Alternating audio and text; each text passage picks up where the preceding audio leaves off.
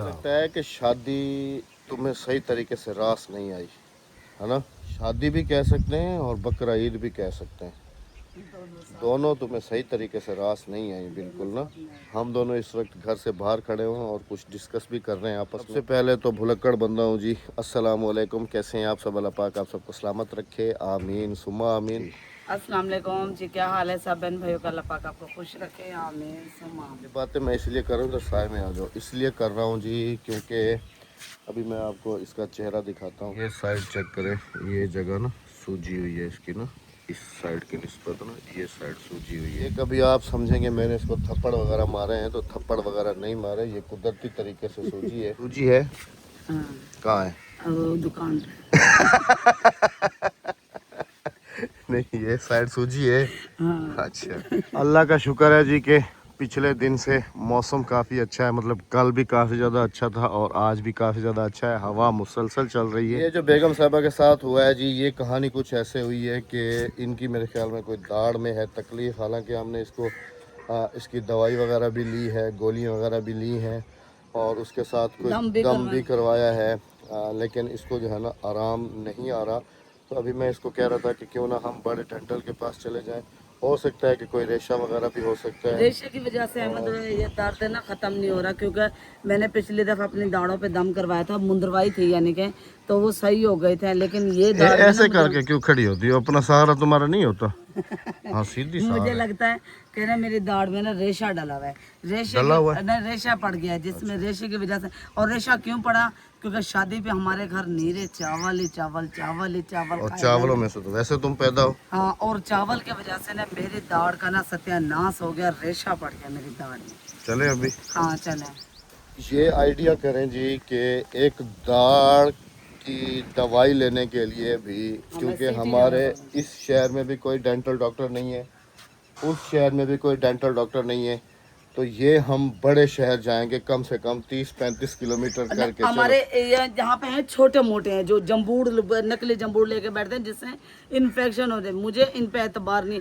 एकदम मुझे इन्फेक्शन हुआ था इस वाली दाढ़ में, इतनी दर्द हुई थी ना, महीना तक गल गई थी बिल्कुल। चलो अभी तो अभी जी इसको लेके जा रहा हूँ बड़े हॉस्पिटल। वहाँ से इसका दाढ़ का जो भी है डॉक्टर अब जो रेकमेंड करेगा उस हिसाब से कोई मेडिसिन वगैरह भी वो लिख के देगा, क्योंकि इसकी जो है ना काफ़ी। हाँ नहीं, वो तो अब तुम्हारी चॉइस है ना। ऊपर वाली दाढ़ है, उसकी नसें जो होती है ना आइज के साथ होती है। ये ना कि आइज मेरे तो पहले नजरें कमजोर है और ना हो जाए नजर। गाड़ी को भी नीट एंड क्लीन कर लिया है जी। और ये देखें, ये खिड़की बच्चों ने खोल के तो ऐसे ही छोड़ दी। तो अभी बिस्मिल्लाह करके निकलते हैं जी, क्योंकि दिन भी गर्म हो जाएगा फिर जाना आना। हाँ जी बच्चों, क्या लेके आना है? हाँ, कुछ फरमाइश तो हो रही थी ना। अस्सलाम वालेकुम। वालेकुम अस्सलाम। अस्सलाम वालेकुम। वालेकुम अस्सलाम। गर्मी काफ़ी है बेटा, अंदर ही रहो, बाहर नहीं निकलो। अपनी बहन को भी साथ अंदर ही बिठाना, बाहर नहीं निकलना, क्योंकि हवा तो चल रही है बाहर लेकिन गर्मी तो है ना। ठीक है, मेरे ख्याल में किसी चीज़ की फरमाइश करने आई थी तुम। नहीं, वो चाचू का फोन आया था, जवाद के ससुर का। हाँ हाँ। अच्छा, क्या कह रहा था? वो कह रहा था अपने पापा को कहो कि मैं आऊँ क्या। मैं आऊँ मतलब उधर उसने आना है ना, उसका भी कोई चेकअप वगैरह कराना है जी हॉस्पिटल। वो मेरे फैमिली डॉक्टर हैं, उनको दिखाना है। तो बस मैंने उनको टाइम दिया था कि 10 बजे हम लोग निकलेंगे, लेकिन बस फिर थोड़े से कामकाज की वजह से नहीं निकले। तो अभी बिस्मिल्लाह करके निकलते हैं। अच्छा जी, हम लोग निकल तो पड़े हैं गाड़ी लेके, लेकिन शादी वाले दिन जो ट्रालियों ने नुकसान किया है ना, ये साइडें नहर की बिल्कुल गिर गई हैं। अब ये तो अभी हमारे पास छोटी गाड़ी है तो आराम से जा रही है। अगर थोड़ी सी भी बड़ी गाड़ी हो ना तो यहाँ से नहीं गुजर सकेगी। ये आप खुद देख लें आगे कि किस तरीके से ये जगह बिल्कुल टूटी हुई है। और खुदा न खास्ता इधर नहर भी काफ़ी गहरी है इस जगह पे, क्योंकि मिट्टी उठाई थी यहाँ से, एक वो जगह और एक ये जगह आगे देखें वो गिर रही है बनने। हाँ, अब रास्ता हमें भी जो है ना मुतबादिल इस्तेमाल करना पड़ेगा। अब इसमें कसूर पता है किसका है? टल कसूर हमारा अपना है, क्योंकि यहाँ पर ये गवर्नमेंट अमला के हैं, जिसने भी जितना नुकसान किया किसी ने किसी को कुछ नहीं कहा। अपनी मर्जी से मिट्टी उठाते रहे, तोड़ते रहे, अपने अपने घर भरे। और ना ही वो सरकारी मुलाजिम जिनकी महकमा अनहार वालों की जिनकी ये ड्यूटी है कि आके नहर को संभालें, देखें कि भाई कौन नुकसान पहुँचा रहा है कौन नहीं। बस ये है कि वो घरों में बैठ के आराम से तनख्वाहें ले रहे हैं और इधर जो है ना आवाम ये सत्यानाश कर रही है। अभी आपको दिखाता हूँ, वो सामने एक रोड पड़ी है ना, वो ईंटों वाली। तो ये ईंटों वाली रोड बनाई गई थी आवाम के लिए ना, तो आवाम ने फिर पता क्या किया, यहाँ से सारी ईंटें निकाल के तो अपने अपने जाके घर बनाए।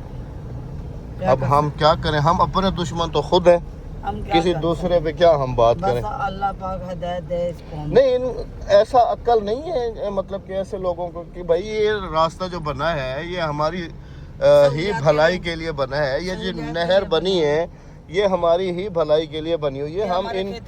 हम इन अमलाक को नुकसान क्यों पहुंचाएं। लेकिन मजाल है जी, ये सारी ईंटें निकाल के ले गए, काफ़ी निकाल के ले गए, अपने अपने जाके कमरे बनाए, कोई पूछने वाला नहीं है। अचार के लिए कल इतने सारे कमेंट्स थे, तो अचार के लिए ये देख लें जी, आम वगैरह भी सारे माशाल्लाह से तैयार हैं। और इंशाल्लाह आज तो बेगम साहबा का ये मसला हो गया, वरना जो है ना आज हमारा पक्का फुल माइंड था कि आज कहीं आम जो है ना ढूंढने के लिए जाएंगे और आम जो है ना वो ले आके तो फिर अचार का प्रोसेस जो है ना वो शुरू करेंगे। लेकिन क्या करें जी, आज ये मजबूरी बन गई। अब इंशाल्लाह कल परसों तक जैसे ही इनकी तबीयत ठीक होती है तो फिर इंशाल्लाह कल परसों तक जो है ना आम ला के तो फिर अचार बना देंगे। वैसे बाग ये देखें हमारे बिल्कुल घर के करीब है, ये देखें आम भी बड़े बड़े लगे हुए। लेकिन जैसे मैंने कहा था ना कि आम अचार के लिए भी स्पेशल आम जो है ना वो होता है।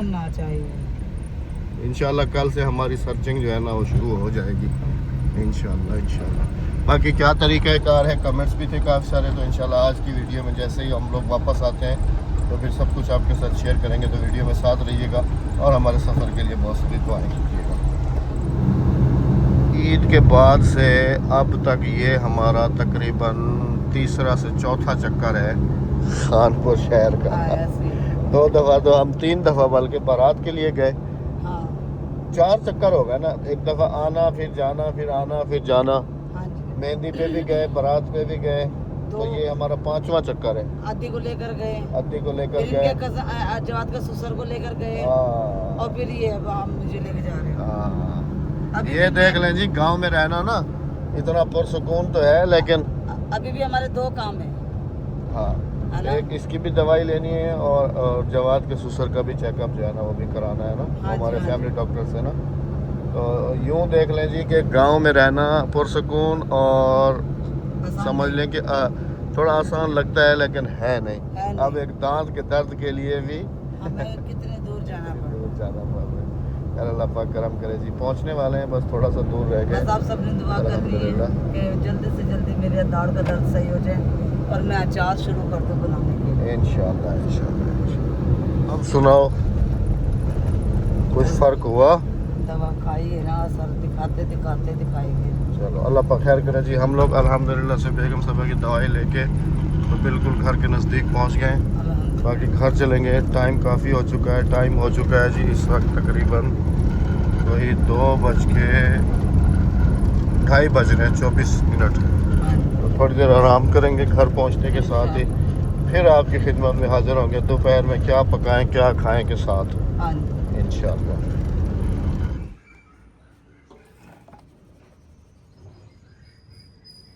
घर पहुंचने के साथ ही माशाल्लाह बेगम साहबा ने आके सबसे पहले किचन संभाल लिया। टाइम काफ़ी हो गया ना, बच्चों को भूख लग रही है। और जी शादी ने हमें जहां 2-3 दिन बहुत सारे फ़ायदे दिए हैं, वहां जाते जाते भी हमें एक और फ़ायदा दिया है। शादी वालों ने जो लकड़ियां मंगाई थी उनसे बच गई हैं, तो वो जो है ना अब मूव करेंगे कराची। तो उन्होंने कहा कि वो लकड़ियां जो है ना आप उठा लो और पकाओ और खाओ। ये भी काफ़ी सारा फ़ायदा हो जाएगा। और ये वो लकड़ियाँ हैं जो मेरे ख्याल में किले बना के लगाए हुए थे, और ये वो लकड़ियाँ जो भाई साहब ने दरख्त कटवा के शादी के लेकर बालन बनाया था। हमने दिखाया भी था आप सबको।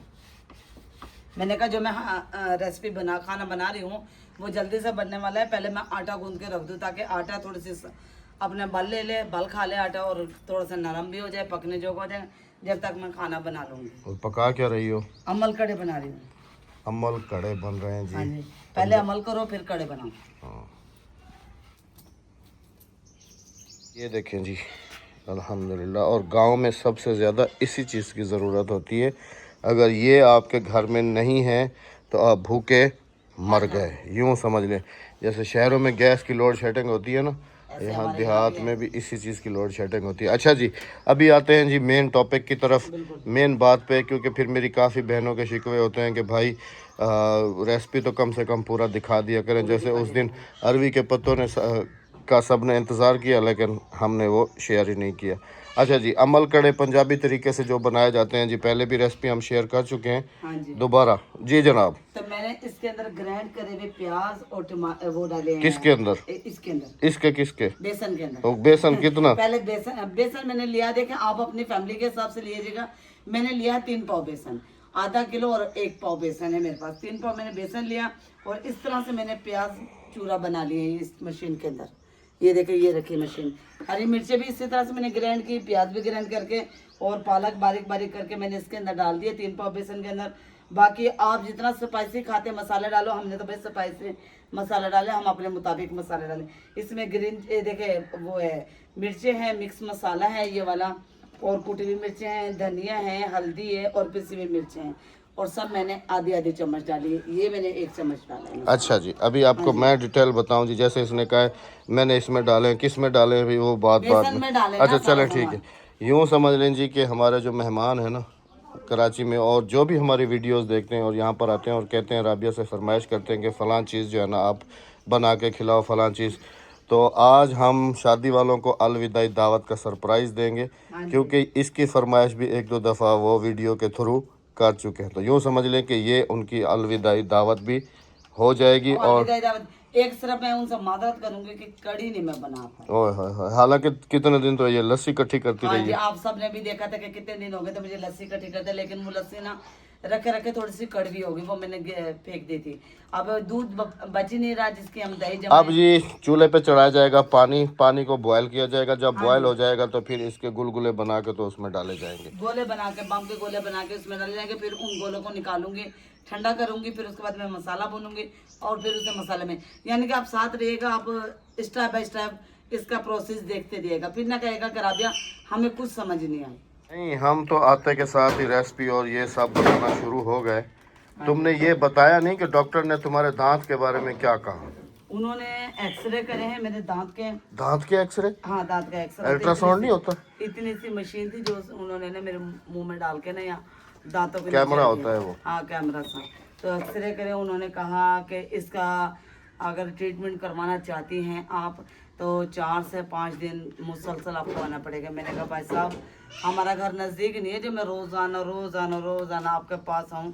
कहने लगे हम पहले इसकी ना सफाई करेंगे, आपकी दाढ़ बिल्कुल खा चुका है कीड़ा, आधी खा गया है, और अगर सफाई करने के बाद फिर हम इसकी फिलिंग करेंगे। अगर वो भी आप नहीं करवा रही तो इसे जम्बूर लगाओ और खिंचवा दो इसका हाल।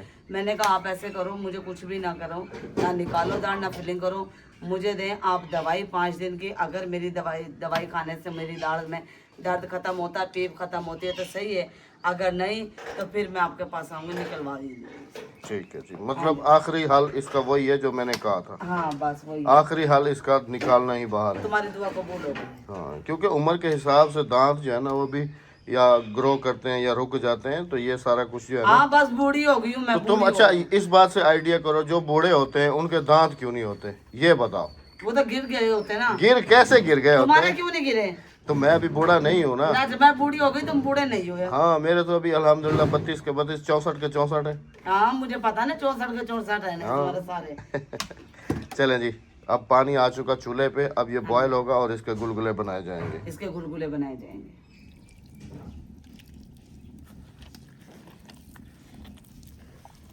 अच्छा, बेसन को ना आपने ना नरम नहीं करना बिल्कुल भी, आपने इसको इतना सख्त करना है कि ये टूटे ना, और वैसे भी ये टूटेंगे नहीं इंशाल्लाह।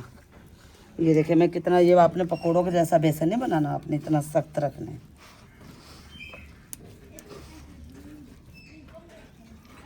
ये मेरा अब बेसन बिल्कुल सही हो गया। अब हल्का हल्का सा पानी दूंगी मैं से, और पानी में आ गया उबाला। ये देखिए मैं बिल्कुल हल्का हल्का पानी दे रही हूँ।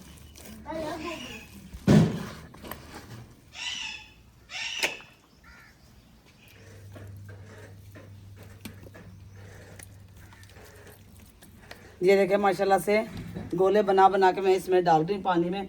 तकरीबन आधा घंटा मैं इसे पकाऊंगी। आधे घंटे के बाद मैं इसे निकाल लूँगी थाल के अंदर बड़े वाले।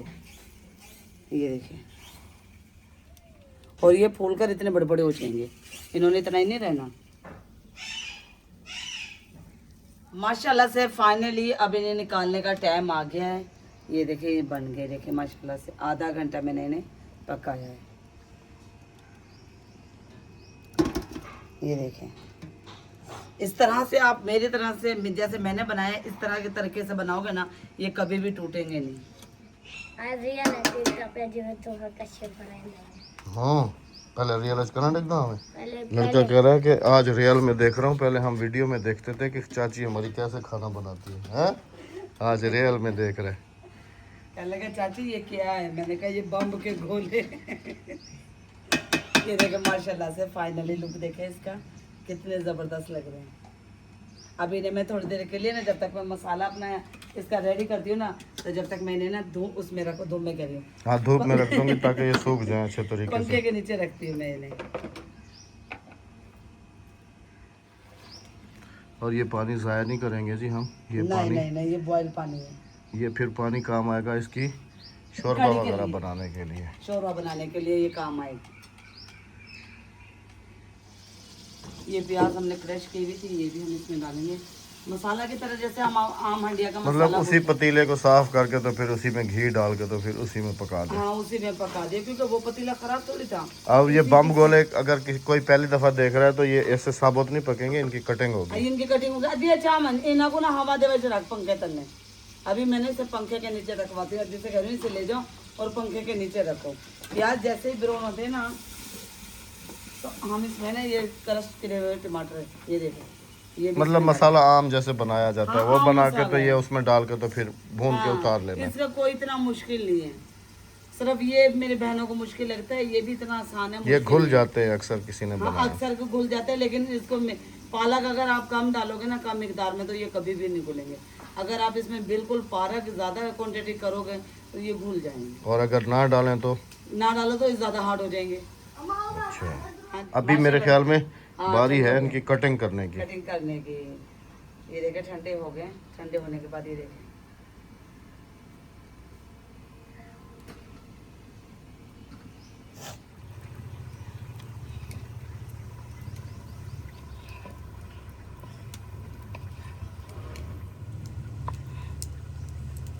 बस जी, इसके बाद फाइनली ये है कि इसको वो मसाला तैयार हो चुका है, उसमें डाल के तो ये आपकी पूरी रेसिपी तैयार हो गई। ये देखे मसाला भी मैंने कितना अच्छे तरीके से भून लिया, टमाटर बिल्कुल ही इसके अंदर मैश हो गए। देखे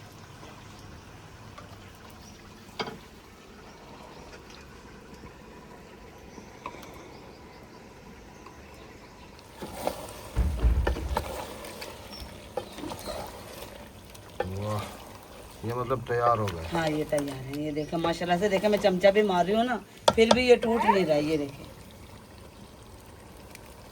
क्या बात, माशाल्लाह जी। अब ये देखें, ये वही पानी जा रहा है। हाँ जी, ये देखे चलें जी, तकरीबन पूरी रेसिपी आप सबको भी समझ आ गई होगी। उम्मीद है। तो अपना बहुत सारा ख्याल रखिएगा, दुआ में याद रखिएगा, हमें दीजिएगा इजाज़त, क्योंकि अभी टाइम है खाना खाने का। खाना खाने का। अभी रोटी बनेगी तो खाना खाओगे। वही जो भी हाँ है। जी, अब बस आखिरी मेरा प्रोसेस रह गया रोटी बनाने का। रोटी भी अब जल्दी जल्दी बना लो। और ये पानी पका हुआ, इसमें उबाले की जरूरत नहीं है कि जहाँ रहे हंसते रहे, मुस्कुराते रहे, खुशियाँ बांटे बांटते रहे। चैनल को सब्सक्राइब, वीडियो को लाइक शेयर और एक अच्छा सा कमेंट करते जाएगा। अल्लाह हाफिज़, अल्लाह निगहबान।